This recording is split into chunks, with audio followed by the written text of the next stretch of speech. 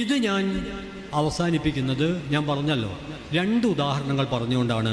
ഒന്ന് 1987 രാമായണം ടെലി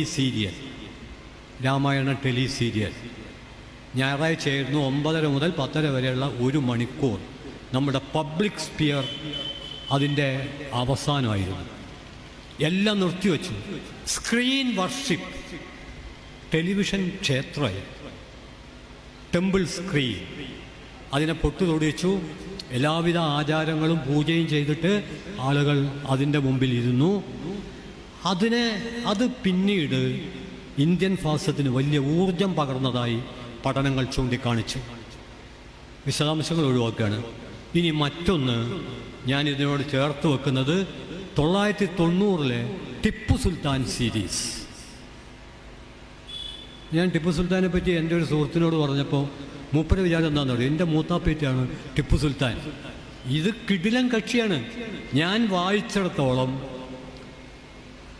കണ്ടിട്ടുണ്ടെങ്കിൽ ഒരു പരിചയപ്പെടുത്തലും കൂടാതെ ഞാൻ കെട്ടിപ്പിടിക്കാൻ സാധ്യതയുള്ള ഒരാളാണ്. ഞാൻ പറയുന്നു, എൻ്റെ ഒരു ബന്ധുവല്ല, ഞങ്ങൾ പഴയൊരു തറവാട്ടുകാരൊക്കെ തന്നെയാണ്. പക്ഷേ ഞങ്ങളുടെ തറവാടിൻ്റെ വേര് എത്ര നീട്ടിയാലും ടിപ്പു സുൽത്താനിലൊന്നും എത്തില്ല. എത്താൻ പറ്റുകയാണെങ്കിൽ എങ്ങനെയെങ്കിലും എത്തിക്കാമായിരുന്നു, പക്ഷെ എത്തില്ല. എന്താണ് ടിപ്പു സുൽത്താൻ ചെയ്ത കാര്യം എന്ന് ചോദിച്ചാൽ, ഇന്ത്യയിൽ ഇങ്ങനൊരു രാജാവ് വേറെ ഇല്ല. അദ്ദേഹം കൊല്ലപ്പെട്ട ആ ദിവസം ഇംഗ്ലീഷ് ജനറൽ പറഞ്ഞത് ശ്രീരംഗപട്ടണം പിടിച്ചടക്കിയെന്നല്ല, ഇന്ത്യ നമ്മൾ പിടിച്ചടക്കിയെന്നാണ്. സ്വാതന്ത്ര്യത്തിന് വേണ്ടിയുള്ള വലിയ സമരം മാത്രമല്ല, ഇതിനൊരു വിഷയമായിട്ട് കേരളത്തിൽ സംസാരിക്കേണ്ടതുണ്ട്. അതിന് കൗതുകകരമായുള്ളൊരു ഫേസ്ബുക്ക് പോസ്റ്റ് ഉണ്ട്. അതിൽ കൺക്ലൂഡ് ചെയ്യാമെന്ന് വിചാരിക്കുന്നു. ടിപ്പു സുൽത്താൻ ചെയ്ത ഏറ്റവും വലിയ പല കാര്യങ്ങളിൽ വേണ്ടത്ര ശ്രദ്ധിക്കപ്പെടാതെ പോയൊരു കാര്യം 1789 സ്വാതന്ത്ര്യം, സമത്വം, സാഹോദര്യം എന്ന ഫ്രഞ്ച് വിപ്ലവത്തിൻ്റെ മുദ്രാവാക്യത്തിൽ ഉന്മത്തനായിട്ട് സ്വാതന്ത്ര്യത്തിൻ്റെ ചെടി ശ്രീരംഗപട്ടണം കൊട്ടാരത്തിൻ്റെ അകത്തളങ്ങളിൽ ആർഭാടപൂർവ്വം നട്ട ഒരു ഇന്ത്യൻ രാജാവിൻ്റെ പേരാണ് ടിപ്പു സുൽത്താൻ. വേറെ ഒരാളും അങ്ങനെ ചെയ്തിട്ടില്ല. ബ്രിട്ടീഷുകാർ അദ്ദേഹത്തെ കീഴ്പ്പെടുത്തിയപ്പോൾ ആദ്യം ചെയ്തത് ഈ സ്വാതന്ത്ര്യത്തിൻ്റെ ചെടി പറിച്ചു കളയുകയാണ്. ശ്രീരംഗപട്ടണത്ത് ജാക്കോബിൻ ക്ലബ്ബ് ഉണ്ടാക്കിയ ആളാണ്, ആ ക്ലബിൽ അംഗമായ ആളാണ് ടിപ്പു സുൽത്താൻ. ടിപ്പു സുൽത്താനെ ജാക്കോബിൻ ക്ലബിലെ അംഗങ്ങളും ഫ്രഞ്ച് വിപ്ലവത്തിൻ്റെ നേതൃത്വം നൽകിയവരും വിളിച്ചത് സിറ്റിസൺ എന്നാണ്. പൗരൻ എന്നാണ് അദ്ദേഹത്തെ വിളിച്ചത്. സിറ്റിസൺ എന്നാണ് അദ്ദേഹത്തെ വിളിച്ചത്. ഇതിലൊരു കോൺട്രഡിക്ഷൻ ഉണ്ട്. അദ്ദേഹം രാജാവാണ്, പക്ഷേ ഒരുപക്ഷെ ലോകത്തിലെ രാജാവായ ഏക പൗരനായിരിക്കും. ഇനി ഞാൻ പറയുന്നത്, ഈ ടിപ്പു സുൽത്താൻ സീരിയൽ 1990 ദൂരദർശൻ അവതരിപ്പിക്കുമ്പോൾ അതിന് വലിയ തടസ്സങ്ങളുണ്ടായി. അതിനെതിരെ കേസ് വന്നു. ഒടുവിൽ സുപ്രീം കോടതി അത് അവതരിപ്പിക്കാൻ അവസരം കൊടുത്തു. അപ്പോൾ അതിലെഴുതിയിരുന്നത് ഇത് സാങ്കല്പികമാണ് എന്നാണ്. എന്നാൽ രാമായണത്തിലോ മഹാഭാരതത്തിലോ അങ്ങനെ എഴുതിയിരുന്നില്ല.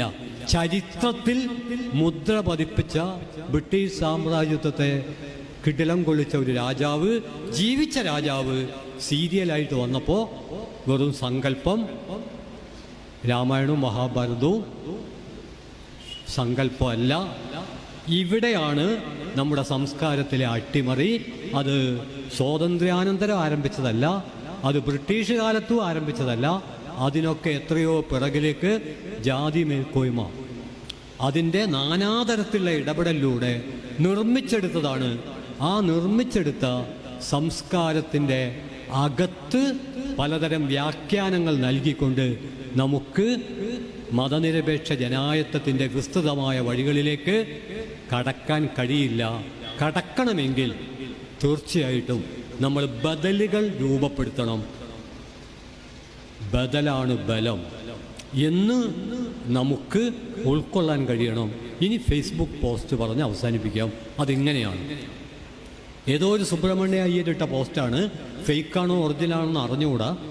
ആ പോസ്റ്റ് ഇങ്ങനെയാണ്: എൻ്റെ വീട്ടിലൊരു പട്ടിയുണ്ട്.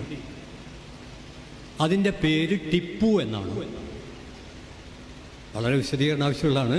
അതിൻ്റെ പേര് ടിപ്പു എന്നാണ്. എൻ്റെ വീട്ടിൽ ആൾറെഡി ഒരു പട്ടിയുണ്ട്, അതിൻ്റെ പേര് ടിപ്പു എന്നാണ്. ഞാനൊരു പുതിയ പട്ടിയെ കൂടി വാങ്ങിയിട്ടുണ്ട്.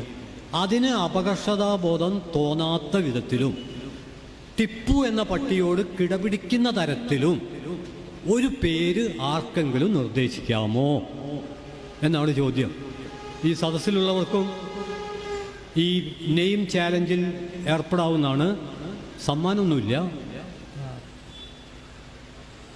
അതിന് ഒരു അഷ്റഫ് കോഴിക്കോട് അതിനെന്താ പേര് പറയാമല്ലോ എന്ന് പറഞ്ഞ് ആ ചലഞ്ച് ഏറ്റെടുത്തു. അതിൽ അഷ്റഫ് പറയുന്നത് ഇങ്ങനെയാണ്: പട്ടികൾക്ക് പേരിടേണ്ടത് അതിൻ്റെ സ്വഭാവം, ഗുണം എല്ലാം നോക്കിയാണല്ലോ.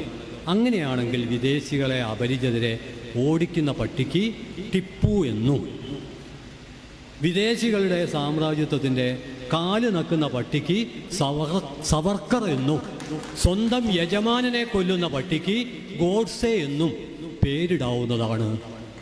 ഇവിടെയല്ലാതെ പിന്നെ എവിടെയാണ് തിരസ്കൃതരുടെ ജീവിതത്തിൻ്റെ മൂല്യങ്ങൾ ഉയർത്തിപ്പിടിക്കുന്ന സംക്ഷിപ്തമെങ്കിലും ചെറിയ ഈ പ്രഭാഷണം നിർത്തുക എന്ന് മാത്രം പറഞ്ഞുകൊണ്ട് നിർത്തിക്കൊണ്ട് നിങ്ങൾക്ക് അഭിവാദ്യങ്ങൾ അർപ്പിക്കുന്നു. वीडियोस बनाने हैं फिल्मोरा है ना।